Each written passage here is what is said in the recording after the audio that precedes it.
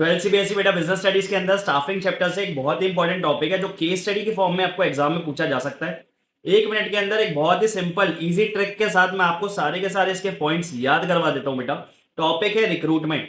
अब रिक्रूटमेंट के अंदर अगर केस स्टडी आती है ना, सबसे पहले रिक्रूटमेंट का मतलब क्या होता है सर? तो इट मींस ऑफरिंग या inducing the people to apply for the vacant job position. की अगर जो भी खाली जॉब पोजीशन आपके ऑर्गेनाइजेशन में है तो आप लोगों को अट्रैक्ट करते हो, इंड्यूस करते हो, ऑफर करते हो कि वो आए और उन जॉब पोजीशन को फिल करें। अब रिक्रूटमेंट से क्वेश्चन क्या आता है? केस स्टडी के अंदर आता है identify the source of recruitment. की कौन सा सोर्स यहाँ पे केस स्टडी के अंदर ऑर्गेनाइजेशन ने प्रेफर किया है ऑर्गेनाइजेशन के अंदर एम्प्लॉइज को फिल करने के लिए। तो दो सोर्सेज होते हैं बेटा रिक्रूटमेंट के, internal sources and external sources.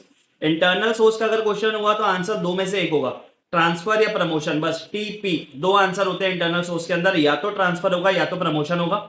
Transfer में जगह लोकेशन चेंज होती है बस, प्रमोशन में ओहदा स्टेटस भी बढ़ता है तो वहां पे पैसा भी ज्यादा कमाने का स्कोप है। प्रमोशन के अंदर आपका सैलरी इंक्रीमेंट वगैरह भी होता है और आपकी पोजीशन मतलब अथॉरिटी भी बढ़ती है बेटा।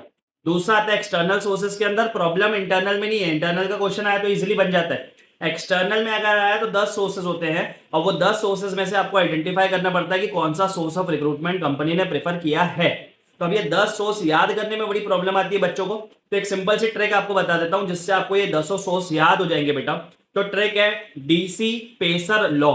डीसी पेसर लॉ, इससे आपके 10 सोर्सेस पूरे कवर हो गए। सबसे पहला डी से डायरेक्ट रिक्रूटमेंट है, सी से कैजुअल कॉलर्स, देन पी से प्लेसमेंट एजेंसीज, ए से एडवर्टाइजमेंट, सी से कैजुअल कॉलर्स, ई से एम्प्लॉयमेंट एक्सचेंज, आर से recommendation from present employ, L से लेबर कॉन्ट्रैक्टर्स, ए से एडवर्टाइजमेंट ऑन टेलीविजन और डब्ल्यू से वेब पब्लिशिंग। That's it. पूरे के पूरे 10 सोर्सेज आपके एक स्टेटमेंट में कवर हो गए। ये स्टेटमेंट ध्यान रखना एग्जाम में, ताकि अगर इन सोर्सेज से क्वेश्चन आए तो आप इजीली आइडेंटिफाई कर पाओ कि आंसर क्या होना चाहिए।